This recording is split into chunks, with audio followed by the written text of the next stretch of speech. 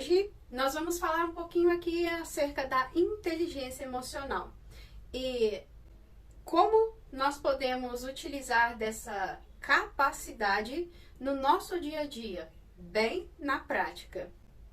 Falar de inteligência emocional é falar dessa capacidade de poder perceber e administrar as suas emoções e também perceber e compreender nos outros.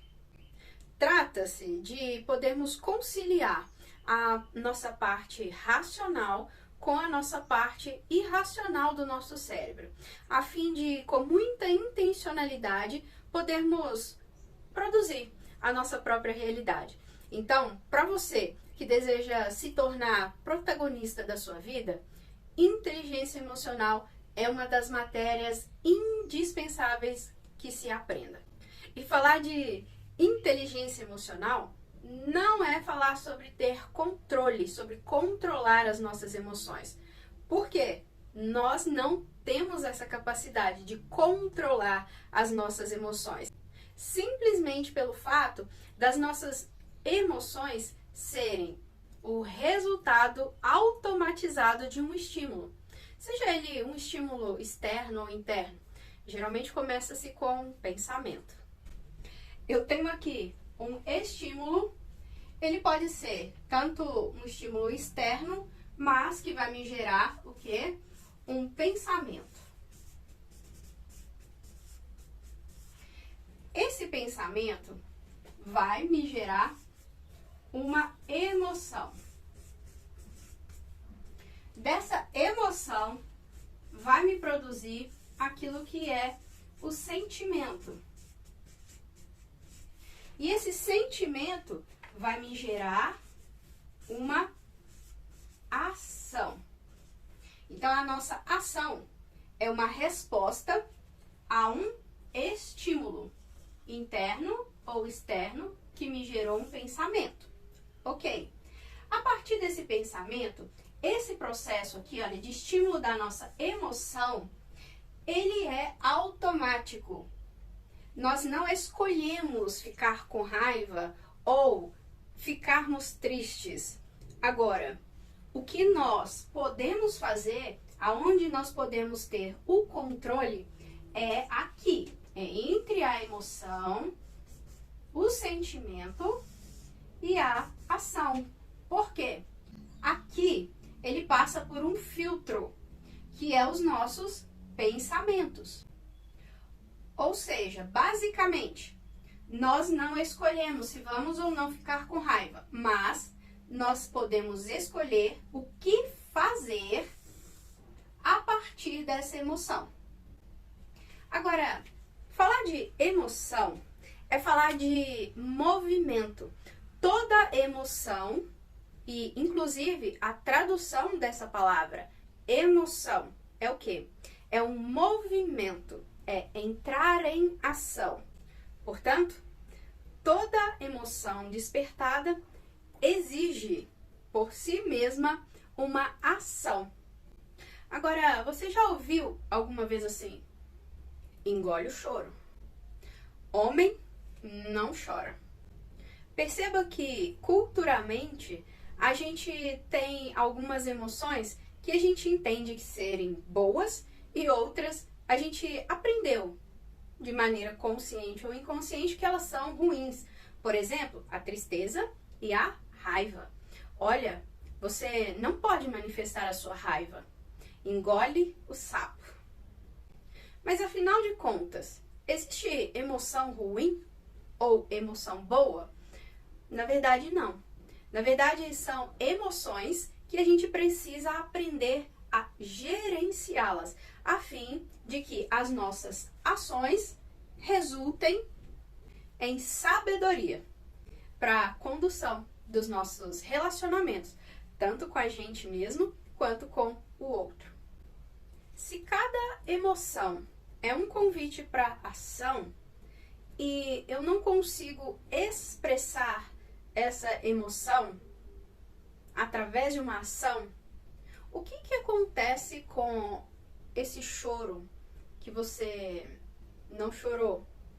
essa raiva que você engoliu? Pois é, dependendo do caso, a pessoa chega na altura da sua vida e se descobre ali com uma enxaqueca, com uma fibromialgia, com... É verdade, gente. Grande parte das nossas doenças, das nossas enfermidades nas quais nós lidamos, elas chegam até ao corpo. Algumas até a alma, como depressão, ansiedade, mas a base de todas essas doenças se encontram em não termos desenvolvido a nossa inteligência emocional. Tá bom, já deu para entender um pouquinho da importância da gente conhecer das nossas emoções, né? Eu quero falar um pouquinho rapidamente aqui das emoções. Primeiro, surpresa. É uma reação a um estímulo não esperado. Ela gera uma sensação de instabilidade, de incerteza do que vai acontecer. Pode ser tanto para o lado positivo e gere também ali a alegria, ou também no sentido negativo e gere raiva.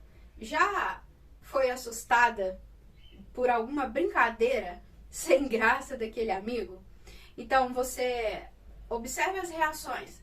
O seu tônus muscular, ele se fortifica, você está preparado ali para a reação, você automaticamente liga todos os seus sistemas de alerta, você tem um aumento da sua percepção aos estímulos externos, os seus batimentos cardíacos aceleram e você tem ali uma contração, um tônus muscular mais assertivo. Inclusive, o vocálico, alguns gritam de susto. Agora, qual seria a função da surpresa na nossa vida emocional? Ela age esvaziando a lixeira. Ela esvazia toda a memória de trabalho, de toda a atividade residual. Ela limpa ali o sistema para lidar com uma situação nova, algo que estava imprevisto. Nos relacionamentos, mesmo de maneira inconsciente, ela é muito utilizada. Por exemplo, na reconexão de um casal. O marido, então, traz flores ou faz uma surpresa para sua esposa. E pode acreditar, isso facilita as chances de você ser perdoada, perdoado. Por quê? Porque quando estamos mediante uma surpresa, o nosso sistema crítico, ele fica um pouco menos aguçado. Então, de maneira inconsciente muitas vezes, acabamos utilizando aí de estratégias assertivas para fazer as pazes. Agora eu vou falar um pouquinho do nojo. Essa sensação assim de repulsa diante de uma situação real ou imaginária de intoxicação, de ingerir algo tóxico. A sensação assim, de repulsa é algo muito comum e bem perceptível.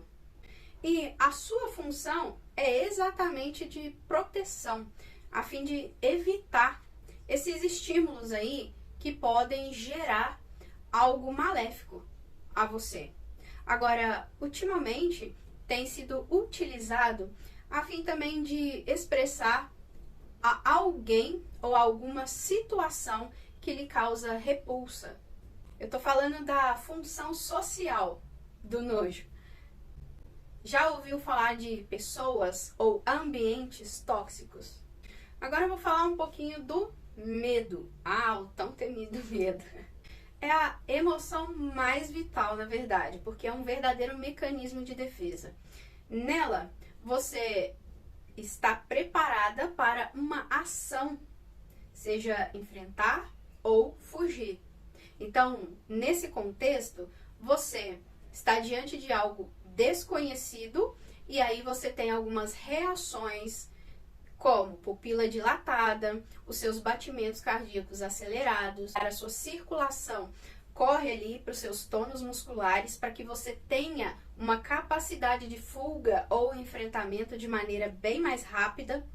Agora, no fator comportamental, o medo acaba sendo um verdadeiro impedimento, barreiras para a ação. E não deixa de ser um mecanismo de defesa.